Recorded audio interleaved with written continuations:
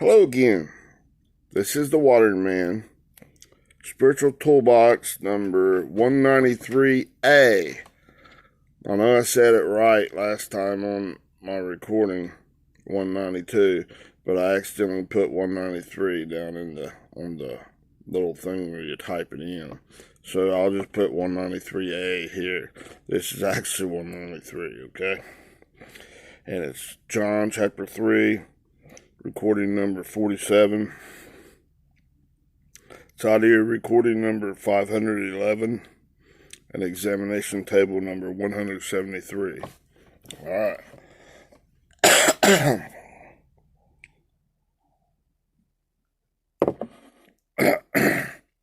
Let's continue dissecting John chapter 3, verse 8 now. Okay, I'll start out by reading it from the King James Version. The wind bloweth where it listeth, and thou hearest the sound thereof, but canst not tell whence it cometh, and whither it goeth. So is every one that is born of the Spirit. Okay? Now, I covered all the way down to...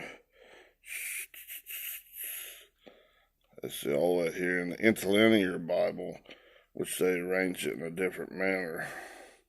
Okay, but we're going through the actual words it was translated from and stuff, but then you still got to spiritually discern these, okay? God does, okay? Now, it started out ho or ha, it's the, and they translate it as the, wind, pneuma, where, hupo or whatever, however you pronounce that, it listeth, thelo, bloweth, pneo, and and. We covered that last time. Kai, okay? And that's where we left off. I just covered that word, okay? I'm going to speak a little bit more of that. Because it's and. You know, it's copulate. This is Kai, 2532, and it's Kai, Kai, this word. Which was turned out. Strong's G, 2532, Kai, Kai. Okay, you know, it's both copulative and cumulative, okay? It's adding to. Every increase you get is permanent fixture in the God that's adding to. So you're falling back into love with God, getting a greater and greater and greater ability to love God as He first loved us, right? You're into God's righteousness. You're seeing God in the truth a little bit more, a little bit more, a little bit more in each and every area of your thinking process, wherever God's working at that time. Remember, He's taking down, spanning your mind down, looking at individual thought process, spanning it out, way down there, like dividing one thought process by 10, 35 times, getting all the way down to His seed of faith and working on all that black, dark carnality that's surrounding it and bringing it into these hot, fiery thalipsis, these storms of life, these pressures, tribulations, calamities, whatever God determines that it needs. It's hot, fiery trials. Okay? And in the center of that, you got to decide that precise, correct timing of God. Never late, never early, right on time. It's not some devil or some facade thing that would be looking at it from disagreeing with God's righteousness. Saying, ooh. Okay? You gotta quit feeding from that tree of knowledge of good and bad. No, recognize, make God true. Acknowledge God's the truth. Autonomize that situation. Like that autonomy, autonomy, I think is the way to pronounce it. Discern it. Understand it. To whatever level God's given you. And then Turn from that old stuff. It's separating that stuff. Turn from the old stuff. That stuff just follows. Chop that stuff out. Skim it out. Burn it up. Melt that stuff off. Get it out. Skim it out.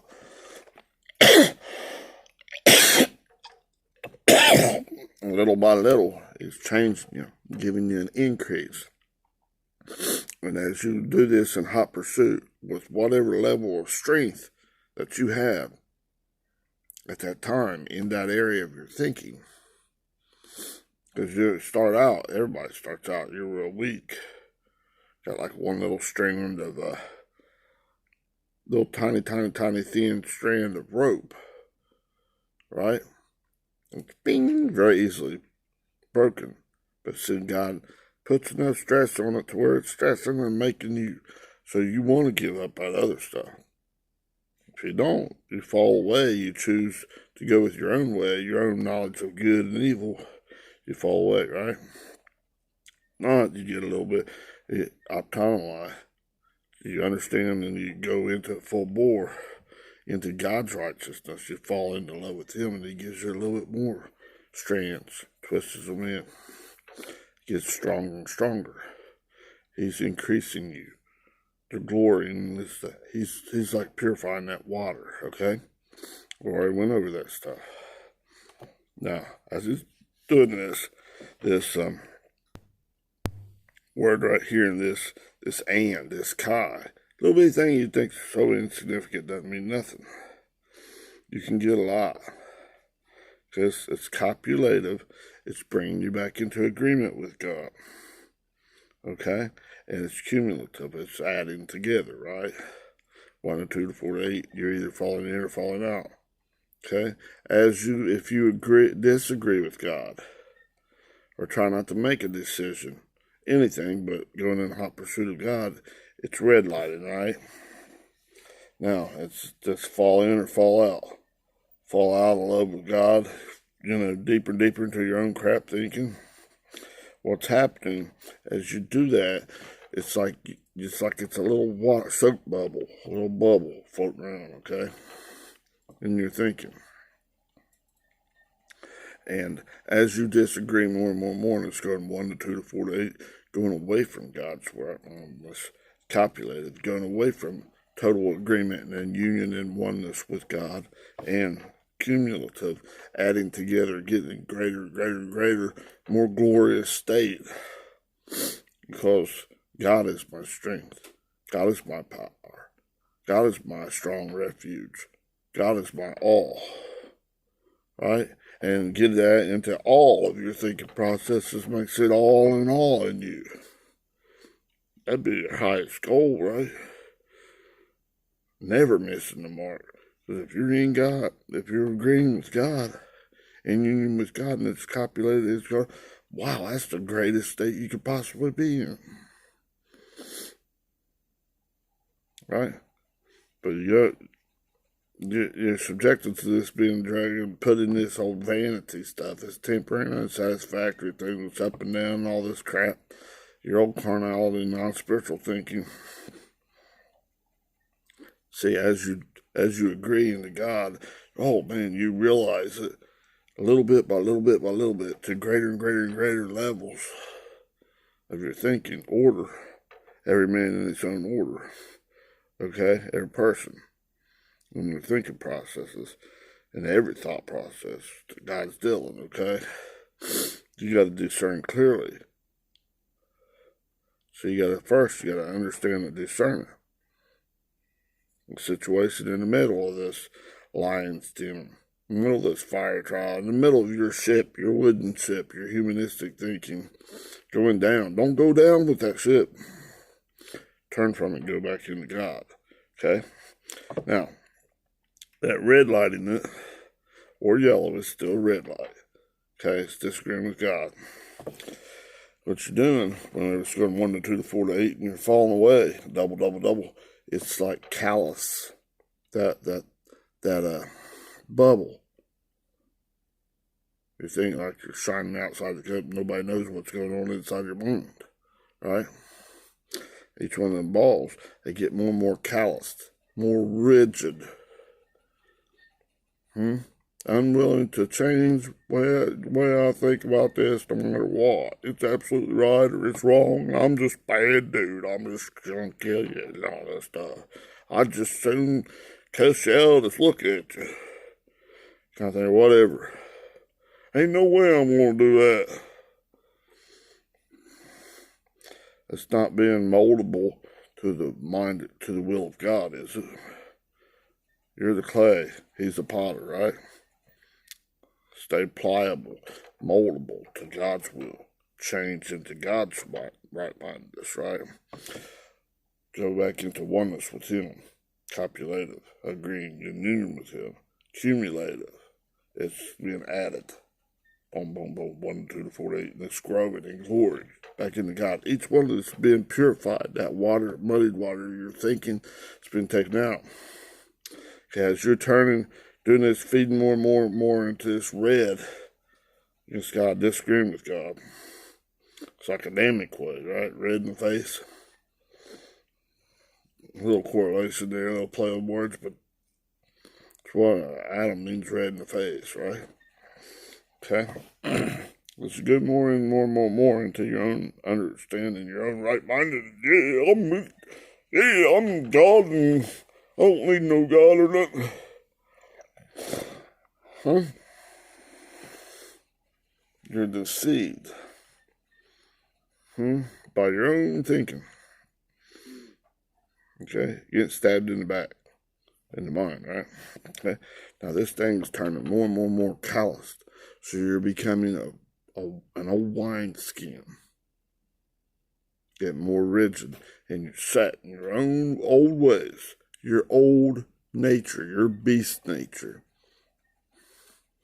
I can't change. I'm too old. I've been doing that for too many years or whatever. I'm just stubborn. Better not be stubborn with God. Because that bubble, when that new wine comes to get to that change, metanoia, repentance, change the way you think, in the midst of this meta, from out of, to towards into, and in, resting in God, and SY, in union with God, and this copulative and cumulative state, where it's adding together, 1 to 2 to 4 to 8, and it's growing. These things are doubling into God from this new wine. If you're too rigid in that old wine skin, in that area of your thinking, then that new wine, it'll bust your bubble. And then you're stuck with whatever state, or like the string. You might be just that little bitty string broke by every wind of doctrine. Everything. You can't take nothing. You're a weak lightweight in that area. God still loves that. Loves you. But all this old, dark, nasty stuff is going away. And you'll be stuck with whatever level that you're at. Don't be an old wineskin, okay?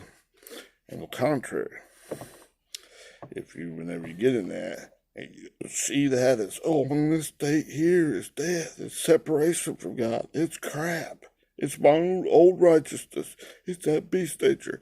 Identify it, autonomy, understand it, discern it. Ooh, yuck. Vomit that stuff, spit it out of your mouth, blah, turn from it. 180 degree about face, and proceed back into God with all full bore, everything you got. And God will give you an increase. Through that experience of doing that, you'll discern clearly in this experience and get an increase back into God's right-mindedness, God's love beyond words. You'll identify, God, you are His greatest. I almost got it big time there. I was going into hardening down and like rubberized concrete, and any new understanding, revelation, disclosure of the truth before known of God as the greatest. Boom! It'd have bursted my bubble, and I'd been stuck right here, this lightweight bullcrap on my little bitty thing. I want to go on beyond to perfection. Being great perfection is God's right-mindedness. In this area of my thinking, not my right-mindedness. Okay, so it's green light or red light. Go into God or disagree with God. Get closer and closer and closer to the old wineskin and boom, burst into the bubble. Just like a soap bubble. It's only out there for a little bit, right? Even one that goes real long. Only a few seconds, and then boom, any little thing. You can't even want to see it. Why'd that bust for? Because it was a soap bubble that's thinking in your mind. Okay? Little food for thought. Now let's go on. The word right after that, in this and then it goes down to, they translate it as the. It's 3588, H-O, ha. Remember? G 3588. Huh. Remember, let's just think about this one, that one. It's the one God's working on. Thought process is in there. It's like a little soap bubble. You can think of your whole life. If you live to be 150 years old, which that's like, I don't know anyone that's alive 150 years. That's why I put it that far. That'd be a really long age. Now, right, of this natural life. That's like soap bubble. Pop. Now, each one of these thought processes like that. Whenever that pops, how much of this is going to be purified? I want all that you got for me, Daddy. Right? Change. Habitually practice it. You got a whole myriad of thought processes in your mind, right? Ways you think. Those marble thinking processes. Debuddy it as much as you can. Don't waste these precious opportunities. These precious pressures of life, these fiery trials and stuff, is for you. It's not some, oh, that's the devil doing it to you. That's that carnal mind telling you, don't do that. Stay with what I'm telling you. I'm your buddy. And it's shanking you. In that prison, it's shanking you right in the ribs. It's real fast with that, man. In prison, man, they come up there just a few seconds. Stab you about 10 times. On the arms, in the backs, in the lungs, in the neck. Cut your throat open, whatever. Just a matter of little seconds. They can make that thing out of anything. Anything in your mind. You think, oh, that's insignificant. That doesn't really matter. Oh, yeah? Someone that's in like a prison takes something pretty, they got all the time to think about this. And they can take something that doesn't even look like, well, that's just a little plastic fork or something. They sneak that out, so make it into a little shank. Or take a little piece of their bed or something. Break it off and sharpen it. Make it into something that I can kill it. Now, this thing, carnal mind, is like that. So it's doing it where it's the worst inside your thinking. And it's doing it here and telling you, look out there.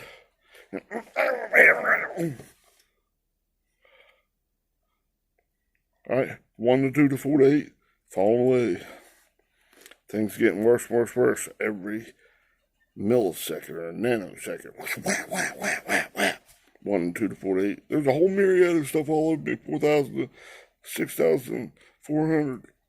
Boom, boom, boom. Oh no, it doubled again. Now I don't know what you call it. No, it doubled again. Oh no, it's getting pretty soon your bubble burst. Because you can't take and think. You're not able to take. You're overwhelmed. Try to take a new wine now and change. That old wine skin just bust. Don't go to that kind of death, that separation, fall all away from God. It's like burning up those brain cells, but it'd be like burning your thought process, wasting those opportunities. You're perceiving it with your senses, seeing, hearing, taste, touch, and smell. perceiving it with that log in your eye, your own ego. I can do it myself, or I'm a worthless, detestable nothing. Get out of here, you old dog. Quit eating that hog crap, that hog slop, poop, pee, and all that stuff. Ooh, yuck. That water and that's not pure. Let God come back to their Father's house and let Him purify it 1 to 2 to 4 to 8. Give you increasingly glorious, great, realizing, oh, you're the greatest Father. Claim your inheritance in your land. Possess it. Drive out that old aboriginal thinking process and possess the land, your mind. Put ye on the mind of Christ. Possess the mind of God. Understand, I am your great and exceeding reward. The self-existent one, Father God, is your exceeding great reward. The greatest. That's what will satisfy you. Stop grasping at this wing and stop beating yourself up. Stop being calloused into an old wineskin. I'm just set in my ways. I can't change. Stop it before it's too late. And then you're just stuck with whatever you got. Because when you die, like it says in this natural, in this Ecclesiastes 12:7, and you can read Ecclesiastes 6:6 and 3:20. It's all go to one place, and then whenever we die, like this earth, this flesh of thinking, goes back to the dust of the earth, back to the earth from where it came, and the spirit, whatever state that's in, goes back to the Father who gave it. No mention of God being a big bad bully. He's the worst of the worst of the worst. There's no person that has ever been that's been such a villain, more of a villain to all of humanity than what they're saying God is. What this carnal mind is trying to get you to think. God's going to take 90-some% of everybody and throw them in everlasting infinity plus infinity plus infinity, a number without beginning and end, and then add more and more and more to it. That's stupid thinking right there. And then he's going to not just kill them, he's going to torment them beyond belief forever and ever and ever. Never ever stop. And you're just doom and gloom. That's stupid. Recognize that. Don't become an old calloused thing and let it bust your bubbles and be stopped. That's not your God.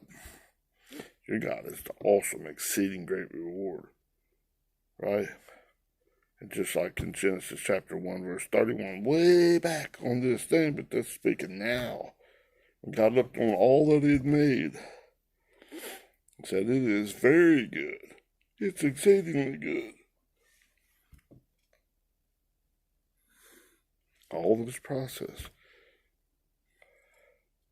Taking you back and wow, you really, when you experience these things, these breakthroughs, oh my goodness, just copulated, coming into agreement with God, and you're so appreciative, eating that, so thankful, and oh my goodness, this is awesome. Oh, you're just beyond yourself. And it's cumulative. It's growing and increasing, and wow, you're gathering it in, it's compacting down. Just like they're saying the way, like planets and Earth and all those things, there's stuff, gravitational pull, like the love of God, pulling stuff together at the center, and it's making balls, just like these thought processes in your mind, spheres. It's like a bubbles, but they're, even when it's kind of another thing, it could be like in ovals, it's pulling to the center. So it's like if God said, if I be lifted up, I'll draw all men, all that humanity to me. And all that old stuff to in your earth. One will be taken away, and one will remain. One remains, whatever God gives that increase. And He gave everybody a limited portion, a measure of faith. Right? Like it says in one of that Romans 12:3, I think, maybe 2. That measure of faith, that's a limited portion of faith. That pistis. It's growing back into the truthfulness of God. Recognize, God is my exceeding great reward. Wow. Wow. Okay? Now, and that's in this next, the is that marble thinking. It's all muddied water up there. Let God purify it. He's purifying it, okay? Now, the word after that, they translate as sound. Just say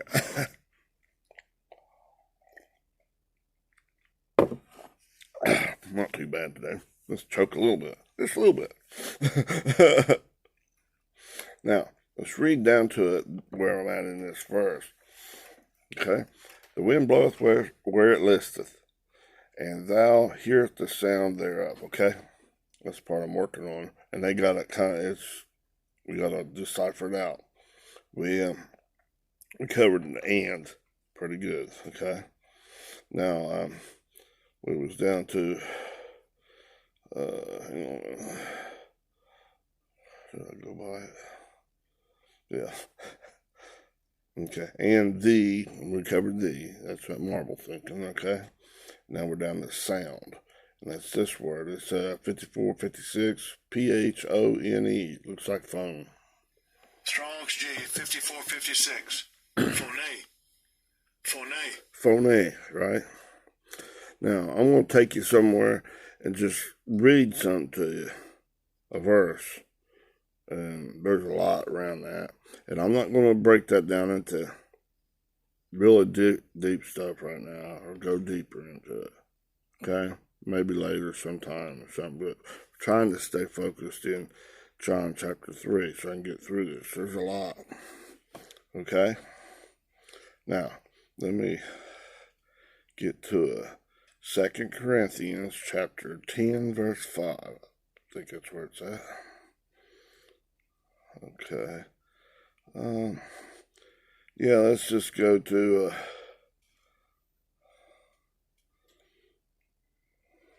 remember, where's God working internally in here, in your mind, not your brain, not your heart. It's in your thought process. It's in your mind and all the way down into each and every one of these. The, ha. Okay? Now let's start back. We'll just start in verse 4. I'm just going to read it. I'm going to read it out of the New King James. It's a little bit easier to read and stuff. It's not totally, it's not complete. It's not exactly giving you all the picture, but you're getting a little start. Okay, all right. So, 2 Corinthians chapter 10, verse 4. And then I'll leave it to you to look at it and read it, study, whatever you want to. Okay? I might go into it later for you, but there's a lot. Okay? Verse 4 says, for the weapons of our warfare. Okay? It's carnal mind, and that's our own righteousness as opposed to God's righteousness. Okay? For the weapons of our warfare are not carnal or non-spiritual, but on the contrary, mighty in God for pulling down strongholds. That's in your mind. There's old calloused up, heart down poop thinking. Not some demon devil stuff out here. Like shanking you in the back, in the guts, in the throat. Okay? Setting you up for your Bible to be burst. Okay? Okay. Casting down arguments and every high thing that exalts itself against the knowledge of God. Okay? Bringing every thought into captivity to the obedience of Christ. Verse 6. And being ready to punish all disobedience for your obedience is fulfilled. When your obedience is fulfilled. Let's see right here. Verse 6 in the King James, and having in readiness to revenge us. I didn't look. I can look deeper if you want. All disobedience, when your obedience is fulfilled. I only got a few seconds here. That revenge, it's not what you like. Revenge, I'm sure. It's this word right here. Strong's G 1556.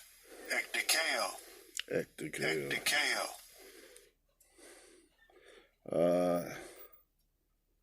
It means do one justice, to vindicate one's right. God's bringing you back. He's working for you, not against you, okay? Not going to throw you in hell. No, he's working for you, okay? Now, I'm not going to go into it real deep. I'm going to head back to the thing. I'm just about to run out of time, so let's go back to John chapter 3, and we're going to have to pick up here next time. But I just wanted to break this down, starting to break it down a little bit. There's a whole lot here, okay? And we'll be down in that, probably, sound. I'll be working some more in that word next, okay? The wind blows where it wishes or listeth, and thou hearest the sound thereof, okay? We'll be continuing there next, okay? So now, that was Spiritual Toolbox number 193. I'm going to put A, okay? John chapter 3, recording number 47. That's audio recording number 511. Okay?